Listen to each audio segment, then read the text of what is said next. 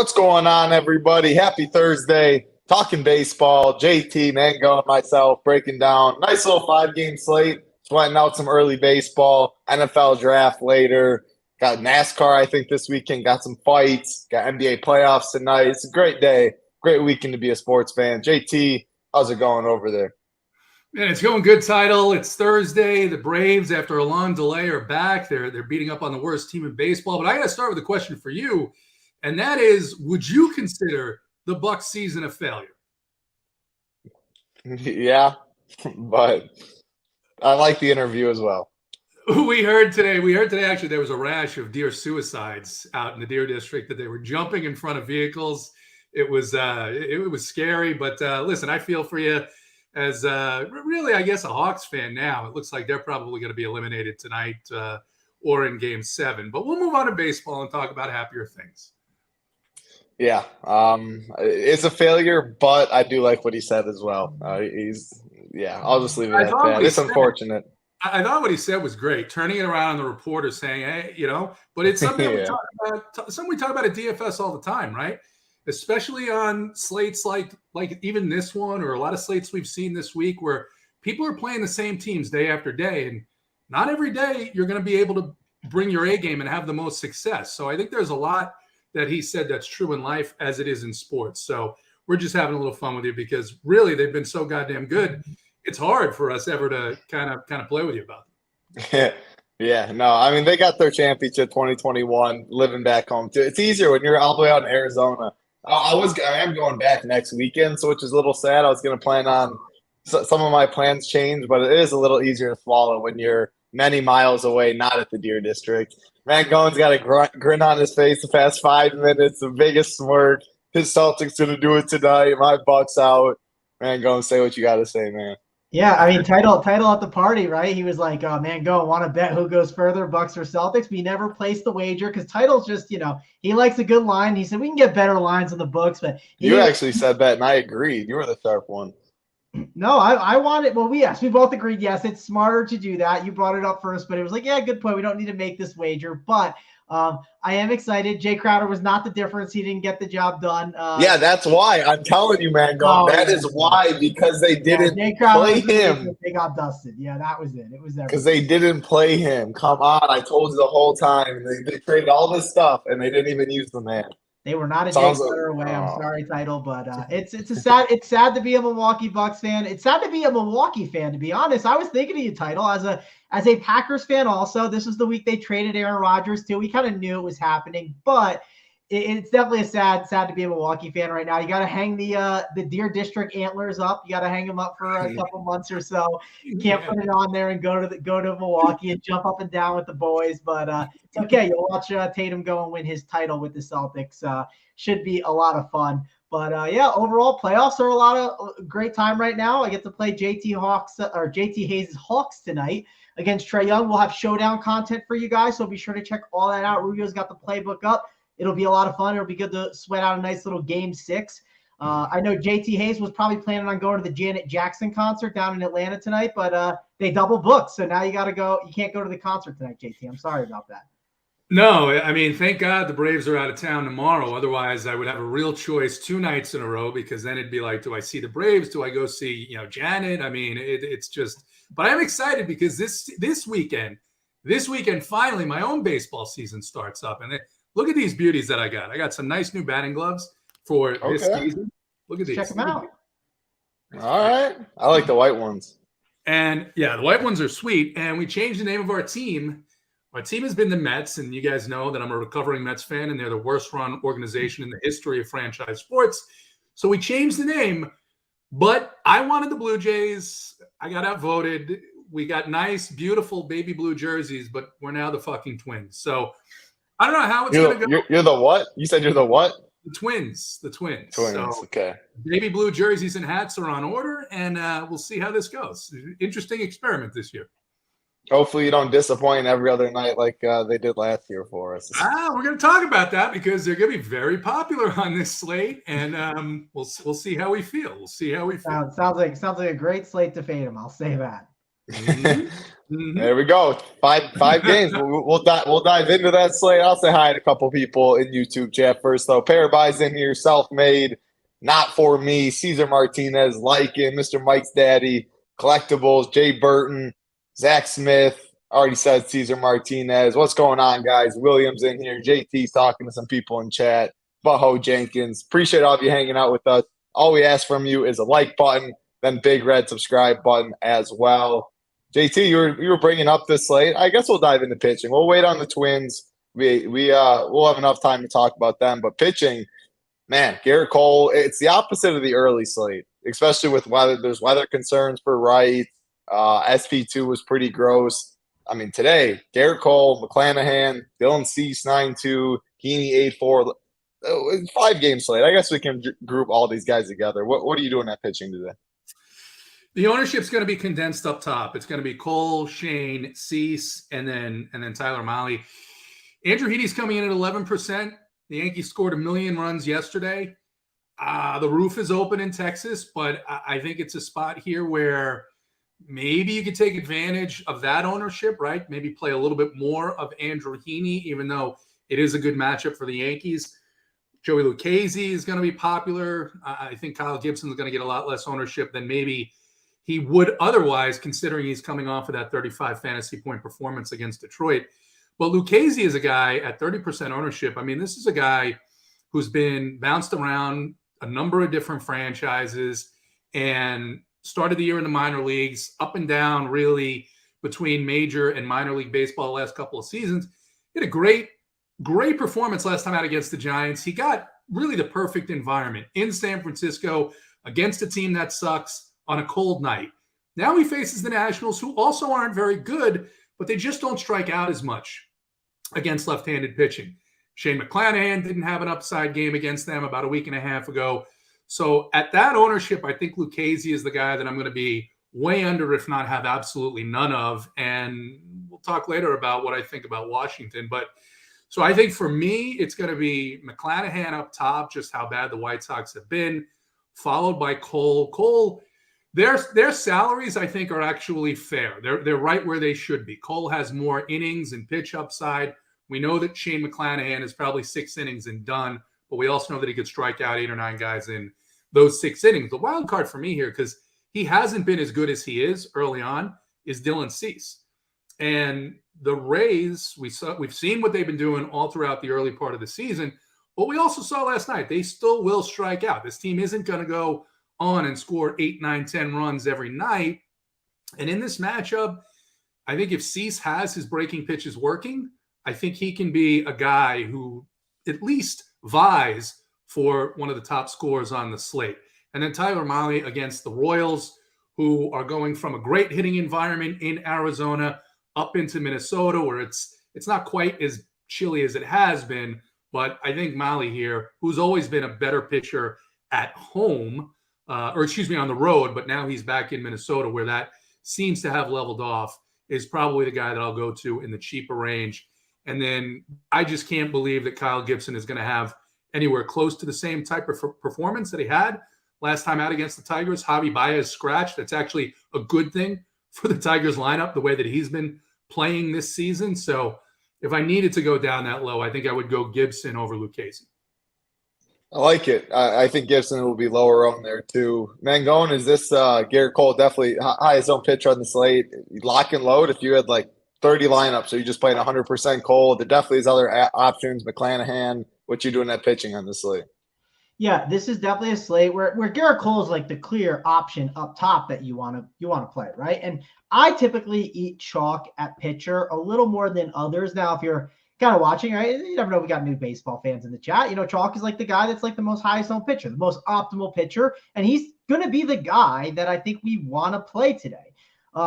We can't obviously just play all chalk in every single spot. We got to find ways to be different. It's also a shorter slate. When it's a shorter slate, I think embracing some more variance definitely makes some sense.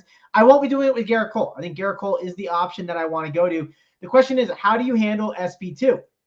The big thing that I noticed on this slate, and I did the Saber Sim show earlier with Jordan, and we kind of discussed it.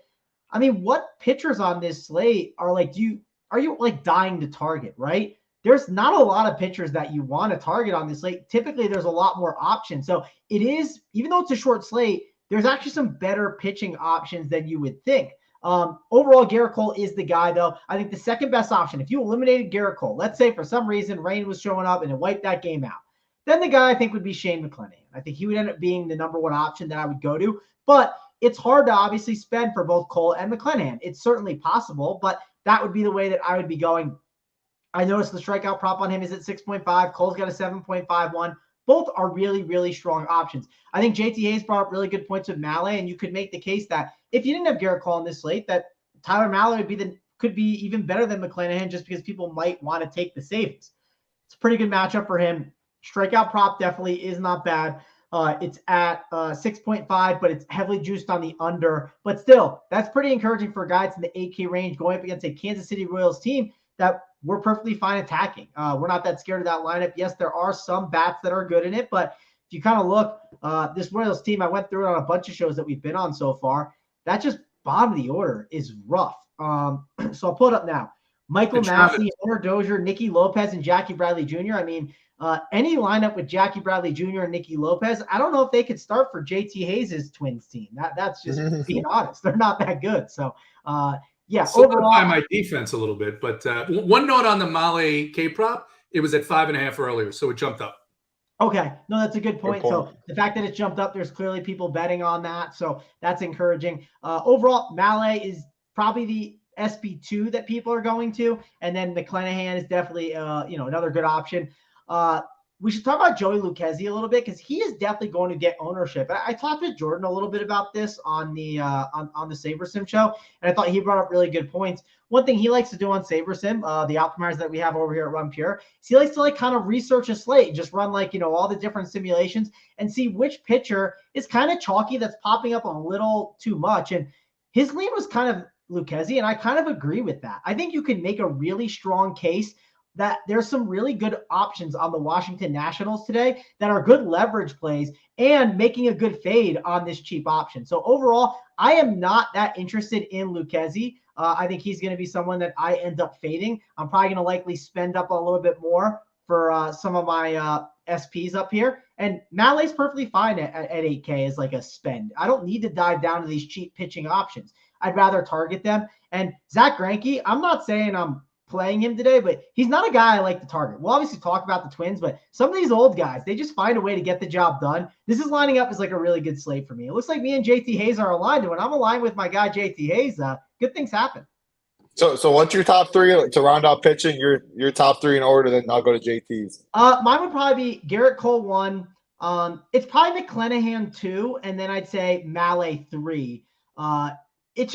It's not one of those slates, I think, that you want to get too off the board with your pitchers. I'm going to try and get more off the board with my stacks and how I approach it. So I'm definitely condensing on a little bit more chalk, but one chalk pitcher I would be fading is Lucchesi, who's probably going to see between 20 and 35%. I mean, he's definitely going to gain enough ownership where I think making that fade is a good idea. I like it. JT, what's your top three? Yeah, McClanahan, Mahle, and then I will have Cole, but I might actually try and just have a little bit more Cease in my lineups just because, I mean, my hitters are going to be different. I'm definitely going to have plenty of Garrett Cole, but that price point, he's been great. He's been fantastic. Historically, he struggled a little bit more on the road, and at that price point, if we get the Garrett Cole that strikes out 8 but gives up 3 home runs, then I want to be underweight because we've got other options here, and he's going to be 45% owned. So for that reason, price point, the options that we have, the ownership, I'm probably going to come maybe half the field, closer to 30% for myself on Garrett Cole. Not saying he's a terrible option. This is just simply leverage when you're playing in these tournaments. Yeah, no, I like it. I like that Cease pivot. People are going to go McClanahan if they want to pivot off the Cole. Like, that's the third pivot you can get to. Pretty good K prop, has upside. So I like that. We'll go game by game as usual. It's an interesting one for hitters for sure. We mentioned the Twins. The Yankees are definitely going to get some ownership. Before we do go hitters, though, 57 likes. Man, I should just stop the show, hit end broadcast. Get on out of here. I don't know if my YouTube's broke or something, but that needs to change. That is a little hurtful. we appreciate when you do hit the like button. I know JT is going to get frustrated real quick. So we'll go to Mangone for the first game on the slate. Give JT some time to digest that. Baltimore Orioles, Detroit Tigers, Kyle Gibson, Joey Wentz on the mound, Mangone. What are we doing here? Yeah, you don't want to get JT Hayes upset, trust me. So let's get those likes up. It's definitely appreciated. Yeah, the first game up, though, is the Detroit Tigers without Javi Baez in that lineup, and it's an interesting lineup for sure. Miguel Cabrera in there. I mean, it's an ugly team. The Baltimore Orioles are an interesting one, though, that I'm definitely considering. It does feel like a stack that people may not get to as much. That could be one of the sneakier ones on the slate. We're obviously never scared of that Tigers bullpen. Joey Wentz, I don't know if he's related to Carson Wentz, but if he is, we know Carson Wentz can't throw a football too well. So hopefully Joey Wentz doesn't throw it too well. Decent team total for the Baltimore Orioles. Yes, the wind is blowing in at 10 miles an hour, but I'm going to admit there's not a lot of really good spots hitting-wise on this slate. There is one. We'll talk about it. The Texas Rangers roof is open, so that's going to be a big talk on this slate and how you kind of handle them. But overall, I think Baltimore is in play, and they are a bit pricey. Cedric Mullins, 5.6K. Adley Rushman, 5.1. Ryan Mountcastle, 4.6K. Santander's a nice little value at 3.8K. And then one thing to note when doing a Baltimore stack, if you put Adley Rushman in there, I do think Adley is kind of not going to be as owned, mainly because I think a lot of people want to punt their catcher position when they are. I think he'll get some ownership. He'll get some, but he's not going to. It's not like he's going to come in at like 40. If people pay up, it's only him, which is where people, yeah. Correct. That's a good point. Like if you spend up, that's the only option you'll go to. It's kind of like in Showdown NBA, right? Like when like you play a really cheap captain, it's like, okay, well, like you're all gonna have the same team because of it. Like everyone's gonna have FanDuel Center. Like you're either paying up, like with only. So I think that's where it gets a little more because of that. Correct, but I do think Rushman's definitely a good play. I'm in on this Baltimore team. I think it's an interesting stack here on this slate. Definitely one that I'm looking at. I'm not interested in the Tigers. I mean, you can play Zach McKinstry if you want, and some of these guys could make sense as full punt set positions in like cash games, but in tournaments, I just don't need any of the Tigers. And there's other spots that I'd rather target. For me, it's really the Baltimore 1 through 9. Considering them as a 5-man stack and a 3-man stack is certainly in play on this slate. Yeah, I mean, as Van Gogh mentioned, JT, not good hitting weather. So you look at 57. I mean, that's just the reality of this slate, really. Two teams that aren't going to get too much ownership. If you 5-man both teams and they put up 15, it's going to be, I mean, you have a very good chance at the winner. But can you make a case for either of these offenses?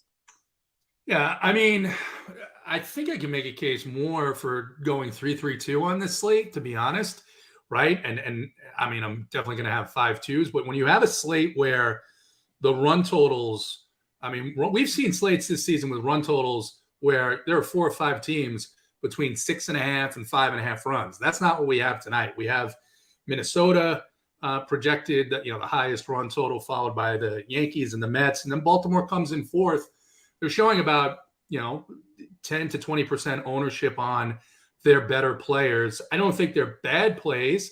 I think that you'll be, you've got to be a little bit different, but I'm getting a little bit different in pitchers. So I think Baltimore is fine. You mentioned, I think you or Travis mentioned the bullpen there, not very good. So there's that. And then on the other side, like I said, I'll have some Kyle Gibson.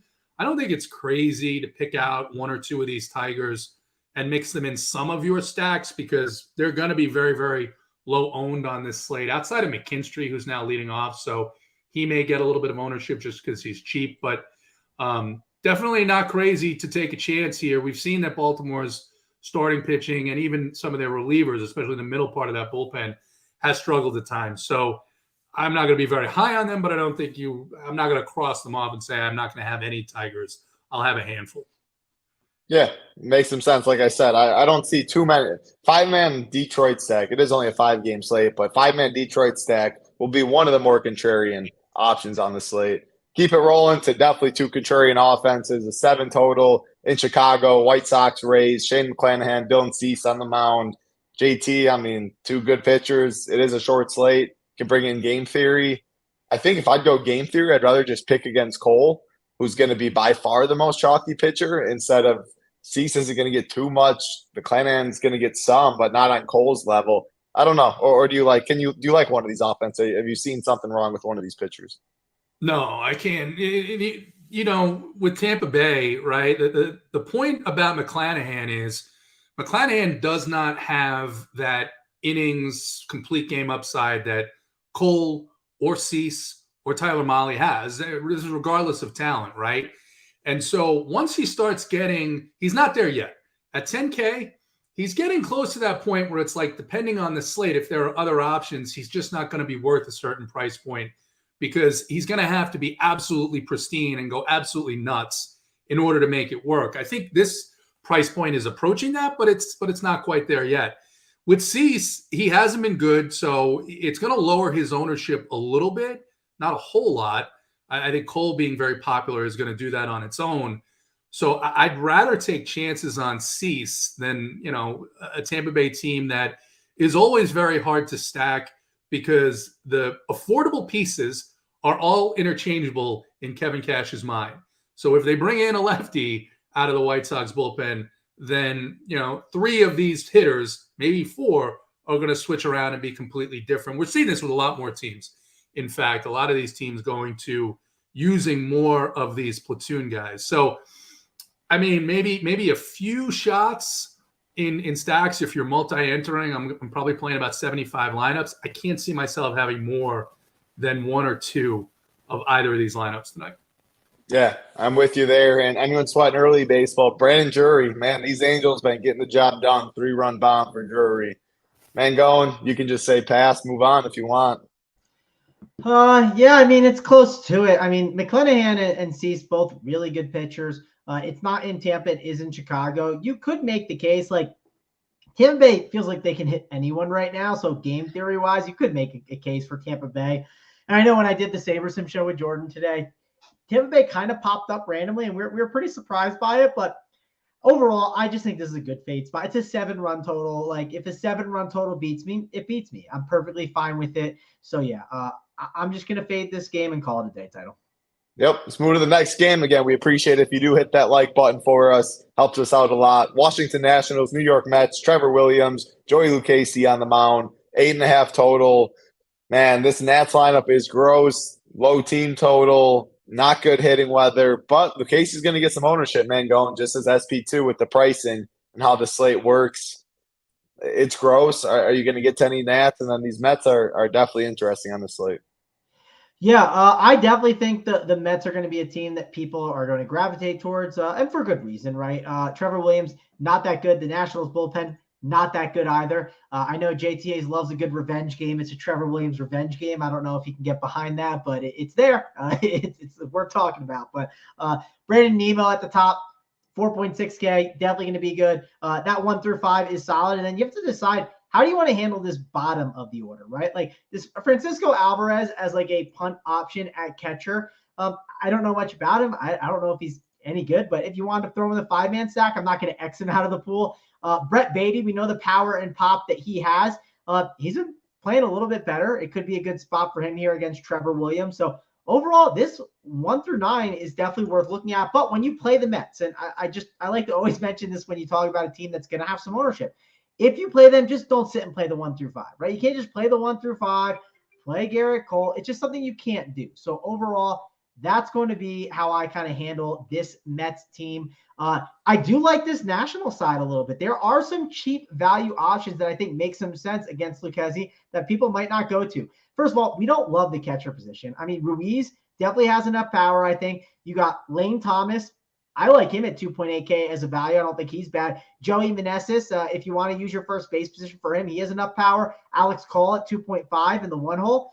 There's enough guys, I think, in this lineup that you can go to. You can make a case for the Candyman, Jaime Candelario at 3.1K for third base. Don't mind him. Stone Garrett is someone that I don't think is a terrible option for cheap. Victor Robles has some power against Lucchesi that, again, if he makes contact, that's the question. Can he make the contacts? I know he can struggle with that at times, but there is enough upside for their price that I think taking a chance on the Nationals is worth it. I'm not saying you go out there and you 5-man stack them, but I think as these mini stacks to jam in a pretty powerful offense with a Garrett Cole and another top-end arm, I don't think you want to ignore the Washington Nationals as a mini stack today. Yeah, no, I like it. And Lucchesi is going to be popular, which is why I do like it. Kazloff in chat, I'm getting crazy and running Nat Stack.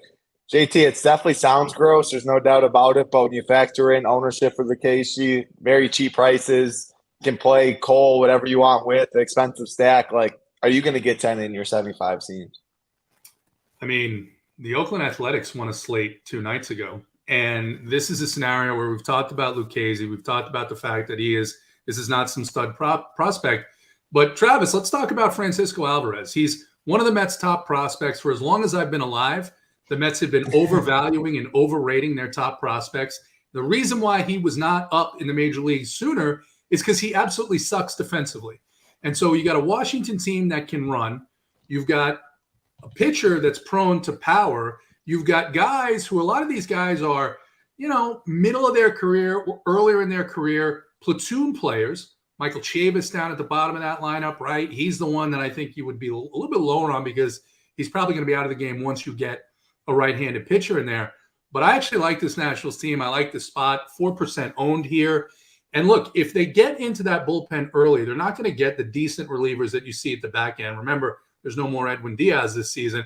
I think it's a spot where you could see the Nationals put up a bunch of runs here. So I don't know that they're going to be my highest exposed stack, but they're going to be damn near close to it just because the leverage spot with so many people seeing Lucchesi's performance last week and now saying, oh, yeah, now he gets the Nats. Well, guess what? The other thing, Nationals don't really strike out against left-handed pitching. I mentioned that at the top. I like this National stack tonight as one of the best leverage spots on the slate. Yeah, JT, I got my Mets fan card removed in the chat from Redmond because I didn't know enough about Mr. Alvarez. But here's the thing, JT. If I knew all the prospects, right, it's too much. I can't. I'll find out about you when you come up, right? You know what I mean? I've been watching a lot of basketball lately. That's probably kind of derailed me a little bit, but yeah. I'm going to take Redmond's side here because as a Mets fan, if you're even anything like, I'm not a Mets fan anymore. I try not to pay that much attention to the team. As much noise as they make, it's a little bit difficult to do that. But if you've ever been a Mets fan, you know their prospects because they never stop talking about their prospects. They're like, Greg Jeffries, Rick Aguilera. I could go on and list hundreds of Mets prospects that absolutely sucked once they got to the major leagues, bounced around to 20 different teams. Francisco Alvarez, Brett Beatty. I don't know if they're going to be good or not. They are just the 2023 version of the Greg Jeffries of eras past. Sorry to my guy Redmond. I tried. I lived your life, and I just can't do it anymore. I got reamed out by my buddy Joe about he was talking about Brett Beatty at the start of the year and how good he's going to look. And I said, to be fair, I said, I'm not prospect guy, but I watched him a little bit last year. Isn't Brett Beatty he's either home run or bust, and that can get real ugly. If it turns into him just not hitting any home runs anymore, he can just turn into Joey Gallo, and it's not pretty. So we'll have to see. I'm not a big prospect guy. I want you to come up. I'll figure out then. I think it's also because we play a million different sports, and it gets hard to keep track of them all. But JT, if you really want to know, I'll give you my draft expertise. I got my 1 through 31, like every single draft expert on Twitter. So you got to stay in your lane, JT. I'm not a draft expert. I'm not a prospect expert. I'll stay in the DFS streets. That's fair enough. William Burnich is in the chat, and he's the Strawberry and Gooden. Okay, I'll give you Strawberry and Gooden. I love Dwight Gooden. Both of those guys, one, great players, younger players, went off the rails, drugs, abuse, all that stuff. But out of all the prospects that have come up for the Mets since 1985, 1986, when Dwight and I guess Strawberry was after that, of all those prospects, those two, that's it. Can't name another one. Can't name another one that was produced by the Mets farm system that actually panned out. You want to talk about the third baseman? What David, what's his name? Overrated because of New York. Now, JT, I think 660 the fan needs to go to break here. I mean, we've talked way too much local Mets talk for one show. I'll say that.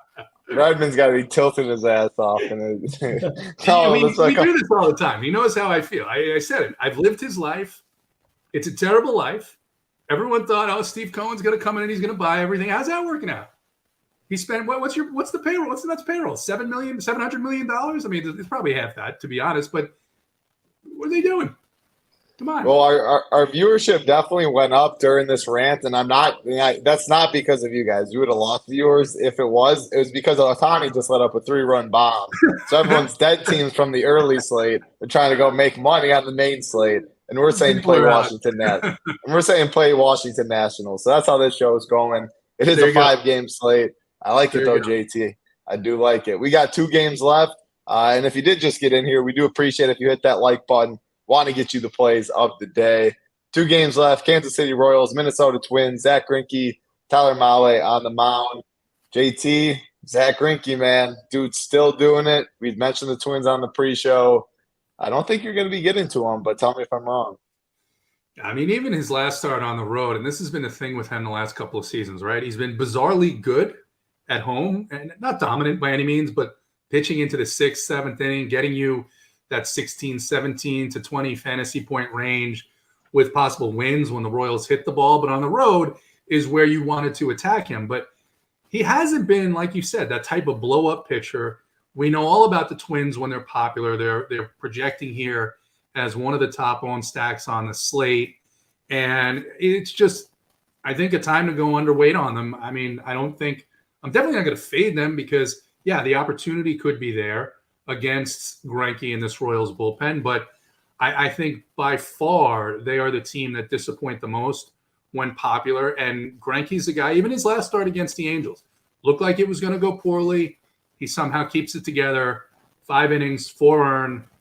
You know, there's a case to be made that maybe that wins you this slate just because of how it looks in terms of runs. But I'd prefer to attack for leverage here on this one, the way I see it. And so I'm going to be lower on the Twins, and I don't have a lot of interest outside of maybe some 2-man stacks in Kansas City. Ohtani gave up another one. It's not good if you have Mr. Ohtani. Mangone, what are you doing in this game? Playing the Twins or no? It feels like a really great slate to just say no to the Twins. I mean, only reason I might want to jump on him is, I mean, JT Hayes' team name is the Twins. I'll say that, But I mean, just Zach Greinke. I'm not saying Zach Greinke is some ace or something like that, but sometimes these guys like Greinke can just find a way to get the job done. I don't know what it is. Maybe it's the old man strength. You just can't explain it sometimes. These guys figure it out. And the Minnesota Twins, I mean, they got Buxton, they got Correa, Jorge Polanco, Lorna. It's a solid lineup, but that bottom isn't amazing. Yeah, Max Kepler solid. If you are going to play the Twins, and I remember a slate recently where I had played some Twins when they were a little bit chalkier. I looked around at my teams and I said, well, thankfully I have a Michael A. Taylor team that's like, he's 2% owned and was the reason I had a team up at the top of the leaderboard. That's the difference when you play these. So one thing you should do, I think, when kind of going into Saberson is maybe set a rule and say, give me at least one of Miranda, Gallo, Vasquez, Kepler, or Taylor, and maybe make it at least 2, not just 1, to really get it different. Or you can go the other way and say between Buxton, Correa, Polanco, and Larnach, max of 2. That way it's going to mix in that 5 through 9. It's going to mix in 3 guys from the bottom. It's definitely something I think you need to be thinking about when building out your lineups with the optimizer over with SaberSim. You can easily set those rules. So that's something that I would be considering. Do what you think is best. Do what is your preference, but just don't go and blindly run it. If you go and blindly run it, I just think you're making a huge mistake. I don't think you're actually intentionally building your lineups properly. That's just my personal opinion on it. That's how I handle the Twins. Also, another thing I would do is if you don't play the 5-man, it's okay to play him as the 2 and 3-man stack. I do not mind that. That is one thing that I feel like I've made an adjustment with baseball this year is maybe playing more 2-man stacks of the chalk rather than the 5-mans. Like the other day, the Braves, they had a pretty good day. They were very chalky, but I noticed on the winner, it was a 2 or 3-man stack that was on the winner. It was not the 5-man. And I think sometimes that is a better way to handle the chalk team. So that's how I'm going to handle the Twins on this slate, likely looking at them as a mini if I play them. And then the Kansas City Royals, I think they have some really good options for the mini stack. I did talk about the bottom of the order guys not being great, but you can always make a case that an MJ Melendez, a Vinny Pasquantino, or a Bobby Witt Jr. could be in play. And one reason why I think they're in play as one-offs or the mini stack is because the catcher position is not great. So MJ Melendez can fall into play. Or the outfield, there's so many options that you can put him in 3 different spots. And Bobby Witt Jr. is a shortstop. It just fills in some of those tough spots there. So overall, that's kind of how I'm approaching it. So yeah, I think this game is a game that more so take as a mini stack approach. Makes sense. I'll say a couple of days ago when we were playing the Angels, I was like, do not play Mike Trout as a one-off. Even in stacks, consider not playing him. Today, it's Byron Buxton. Like, if you're not playing any Twins, he's going to be very, very chalky. I think one-off Buxton's one of the worst things you can do because if he's going off, more than likely, probably the Twins are going off. But if he's 40%, that's not worth it in baseball at all. So I'd say that's the worst one-off. In stacks, you can absolutely play him. If I got to the Twins, it'd probably be with like the Nationals who are really low owned. You're fading Cole or something like that. But we got one game left on the slate. It's the best hitting weather, as mentioned earlier. New York Yankees, Texas Rangers. Two good pitchers, though. Garrett Cole, Andrew Heaney on the mound. Yeah, I said if you want all the leverage, you pick against Garrett Cole. Now that JT likes these Nats even more, though, I mean, not even talking as much game theory. I think I'd rather go Nats over a team like Texas. Of course, Lucchese's not going to get the same ownership as Cole, but he'll get some, and the Nats probably have a better chance at the optimal. As far as the Yankees, I don't know, JT, are you going to these Yankees? I think you could take shots on the Yankees' power here. I think that's kind of the way to go about this. But I think, too, I'm just playing around now with some Nationals Rangers lineups, and wow. it sounds crazy, but look, if Cole, like I said, if you get the Garrett Cole that gives up 3-4 home runs, strikes out 7 guys over 6 innings, then I think you're fine. And is that not something that could be possible? I think it's something that's very possible with the roof open. And do you get these Yankees that are swinging over everything that Heaney is throwing? Yeah, I think that's possible too. So I'll have some Yankees. I'll probably have more Texas, to be honest. But it's mostly for me, I think, picking out the home run threats on the New York side and then taking some shots at some of these Rangers who I know are going to stay in the game the whole time and have that power. So the Semyons, Nate Lowe, guys like that. I like it. Mangone, what are you doing? Last game of the slate. And again, before Mangone talks, I didn't set a number. I'll give the plays the day today, but we do appreciate if you hit the like button. But I'll give them out. Mangone, what you got in this last game? Yeah, let's just hit the like and make us happy, right? We don't need to have JT cranky. Quinn already makes JT cranky. You know, we can't have that happening here. So let's get those likes going. But this is a game to target, right? It's a game to really, really like. We have the Texas Rangers and the New York Yankees, and the roof is open, right? Roof open in Texas.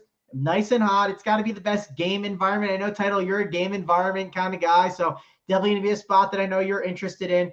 Yankees lineup, they got Volpe at the starting at the one hole with Judge, Rizzo, LeMahieu, Torres, Peraza, Kiner, Felifa, Trevino, and Aaron Hicks. I mean, overall, it's not the worst lineup. I've seen them put out worse lineups this year. I'll at least say that. So you say after you say Aaron Hicks, then you say it's not the worst lineup. I mean, any lineup with Aaron Hicks has potential right now to be in the bottom percentile. Him or Jackie Bradley Jr., JBJ. That's a good point. That's a good point. That's why I like Molly over.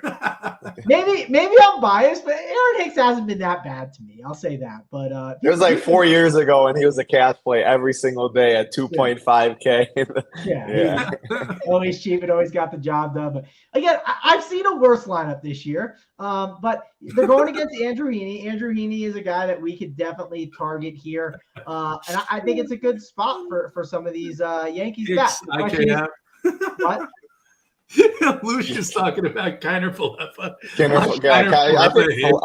I think Falefa's worse than Hicks. I don't know. I don't know. The bottom of the order is not great, though. Falefa is probably worse, but obviously I don't have Stanton in there, but I think you can get away with this starting lineup. This does feel like a lineup too that, like, I don't know, maybe you do load up on that 1 through 5 a little bit more and then mix in one guy from the bottom. The Texas Rangers is an interesting one because I talked a little bit with Jordan on the Sabre show again today about this, and he was like, I think you could maybe get away with a one-off on Texas, and I think you could against Garrett Cole, but don't go crazy, right? Maybe just keep like Adolis Garcia in the pool, and if you land on him, fine, but don't load up on him or anything like that. Be very smart about that. Crew made up a great point in the chat too. Hicks and Jackie Bradley Jr. are going to hit home runs today too. That is correct now. Now they're definitely going yard. That's how it works on this show. So definitely think, though, you got to like this Yankee stack. I think it's in the conversation today as a pretty good one. So I'm interested in it. Obviously, just have to think about how you play it a little bit. It is a 7.5 run total, but I mean, Yankee stack, I think, could definitely get the Heaney. I don't think I have interest in Heaney as a pitcher. I know JT talked a little bit about it at the start of the show. I could see you getting away with it, but it's just something I'm not going to do here on this slate. I like it. That was all 5 games. Again, a lighter MLB day, only one NBA game. NFL draft gets a lot of the attention. Early baseball is going on. The lock time's at 6:40 Eastern, though, is when this slate locks. Not the usual time, 7:10 or whatever it may be. So a little earlier today, all the content up at Run Pure Sports. If you're not a member, use promo code Mangone15. Great time to be a member. We got MMA this weekend. We got NASCAR, Showdown Golf. League of Legends, I imagine, Mangone's still watching that. CSGO. League of Legends is not going on right now. I'm very upset. We do not. All right, anything but League of Legends is going on right now. They are traveling to MSI. I was told next Tuesday. So JT Hayes will have his core up for next Tuesday's slate in a couple weeks. Yeah, I'll be up in the middle of the night watching League of Legends and CSGO, no doubt. And KBO once in a while, JT will tune back in, throw it back a couple of years. I will say JT Hayes crushed the KBO streets. I know what he did. Prize pools back, he would probably be interested. He would be. I definitely would.